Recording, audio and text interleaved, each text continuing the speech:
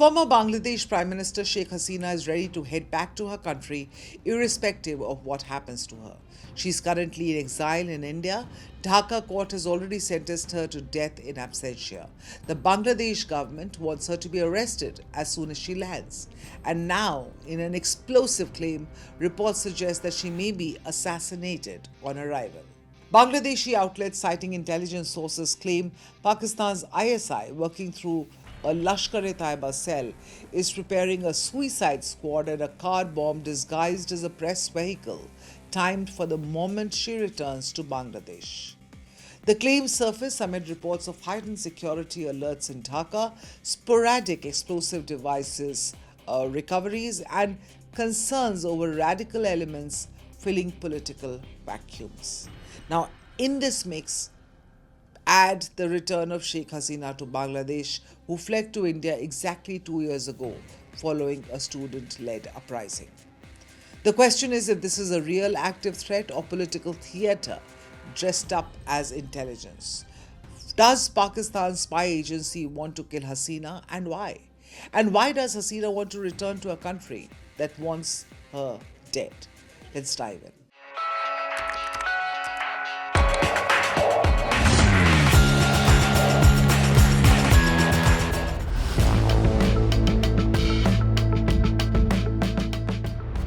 August 5, tomorrow. That's the day that Hasina plans to address her first public speech in Delhi since she fled Dhaka. But just ahead of that event, a startling report has surfaced on Indian and Bangladeshi media, quoting intelligence sources, claiming that Pakistan's ISI has activated a network to eliminate the Awami League Supremo on her proposed return to Dhaka later this year. Reportedly, 5 Lashkar-e-Taiba operatives based in Dhaka have already been assigned as a suicide squad. Several people have been tasked with preparing explosive suicide vests and remote-controlled IEDs to carry out this assassination.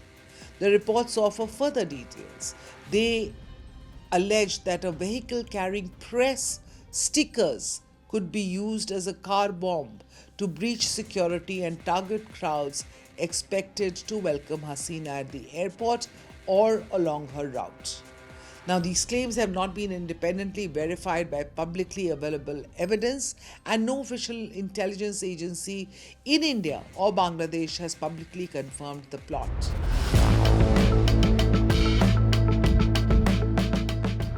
The claims of Hasina's assassination plot by Pakistan-based terrorists may appear far-fetched, but are not without substance. In an email response to AFP on her Bangladesh return, Hasina herself wrote, and I quote, "I may be killed, I may be arrested, I may be sent to prison." What's worse is that the present situation in Dhaka, it's a city on edge. Just a few days ago, a sophisticated pressure cooker IED was found inside a travel bag left behind at a grocery store in the city. Witnesses say that a masked man walked in, bought a soft drink, and quietly left the bag behind before disappearing. This is the kind of device intelligence officials associate with Lashkar-e-Taiba and Al-Qaeda linked networks, not local criminal gangs. And it's not a one-off either. 2 more sophisticated IEDs packed inside bags were recovered on August 1st, one in Dhaka's Mirpur area, another right under the metro rail station in Farmgate. Now, in under 3 weeks, this marks the 7th case of a Lashkar-e-Taiba style IED being recovered across several places in the city. 7 devices, 3 weeks, 1 capital.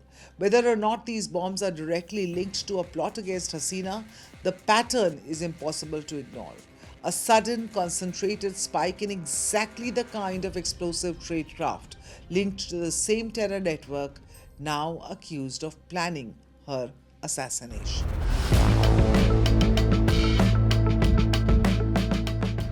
Let's circle back to Sheikh Hasina's first public appearance in the last 2 years. She is scheduled to address an event in Delhi tomorrow, August 5, the exact day she was forced to flee Dhaka. But this is not just about Sheikh Hasina. It is a diplomatic test for India too.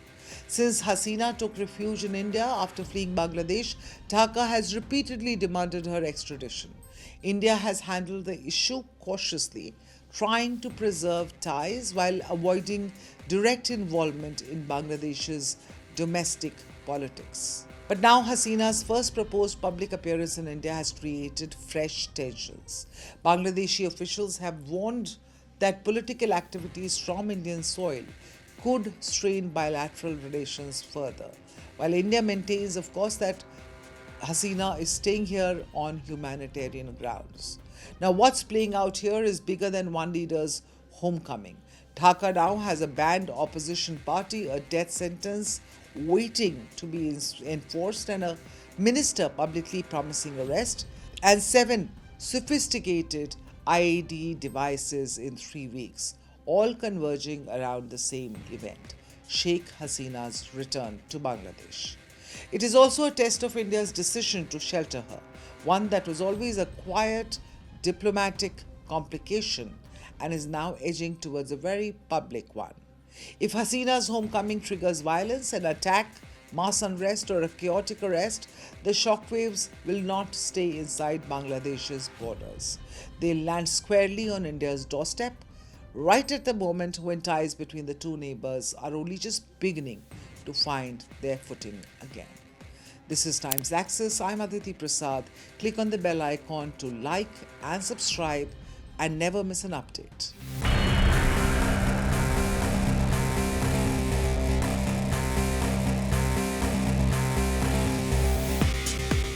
If they had a nuclear weapon, The old rules are breaking.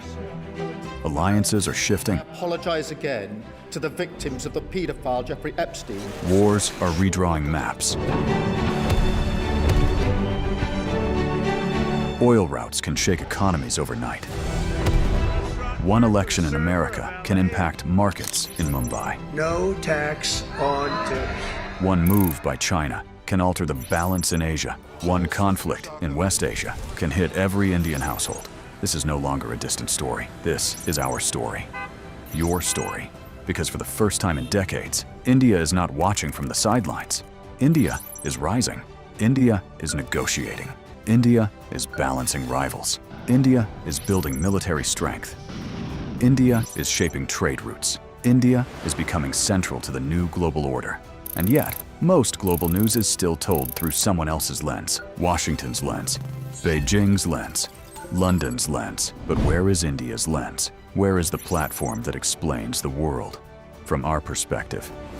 Welcome to India's Axis, a new destination for geopolitics, strategy and power seen through India's eyes, from Neighborhood Watch to the biggest global stories that matter to you. Why tensions in the Taiwan Strait matter to India, how one move by China can affect India's security, what turmoil in Pakistan means for regional stability, how Bangladesh, Sri Lanka, Nepal, and Bhutan shape India's neighborhood, why oil choke points can hit your wallet, how wars abroad can reshape India's security. This is not noise. This is not shouting. This is not recycled headlines. This is sharp, intelligent storytelling, daily explainers, war room analysis, strategic conversations, because news is everywhere, but perspective is rare, and in the age of confusion, clarity is power. Axis is for the audience that wants more than headlines. The axis of global power is shifting. India is at the center of that shift. It's time the world was explained accordingly, to understand the world through India's strategic lens. Subscribe now.